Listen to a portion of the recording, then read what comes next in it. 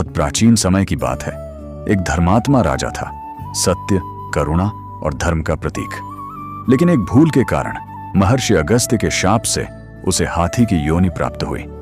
वही राजा आगे चलकर बना गजराज गजेंद्र। त्रिकूट पर्वत की सुरम्य घाटियों में एक दिव्य, स्वच्छ और शीतल सरोवर था। गजराज अपनी सैकड़ों हथिनियों के साथ वहीं निवास करता था।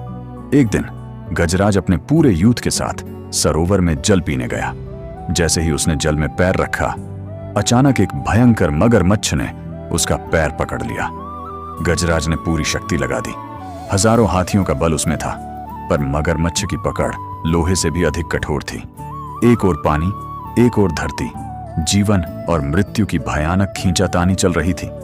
गजराज बाहर की ओर खींचता और ग्राह भीतर की ओर। हथिनियां रोती रहीं, पर असहाय होकर दूर हट गईं।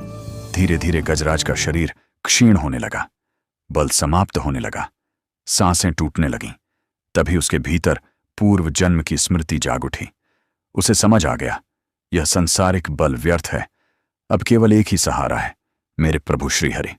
उसने अपना अहम त्याग दिया, अपने बल पर भरोसा छोड़ दिया और एक कमल का फूल उठाकर आकाश की ओर मुख करके भगवान का स्मरण करने लगा।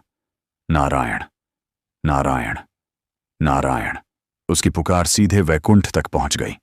क्षण भर में भगवान विष्णु गरुड़ पर सवार होकर चक्र घुमाते हुए वहां आ पहुंचे।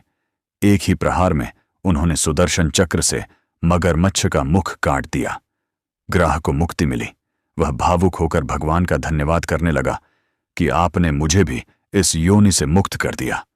और गजराज, जिस पर महर्षि का शाप था, उसे जीवन मिला। गजराज भगवान को प्रणाम कर कृतज्ञता से बोला, प्रभु, आपने मेरे अच्छे कर्मों की वजह से मुझे इस मगर से बचा लिया। इस पर नारायण प्रेम से बोले, जो पूर्ण समर्पण करता है, मैं उसे कभी नहीं छोड़ता। यही इस कथा की सच्ची सीख है। अगर हमारे कर्म अच्छे हों और हम संकट में भगवान को दिल से पुकारें, तो चाहे परिस्थिति कितनी भी कठिन क्यों ना हो, प्रभु स्वयं हमें बचाने आ जाते हैं।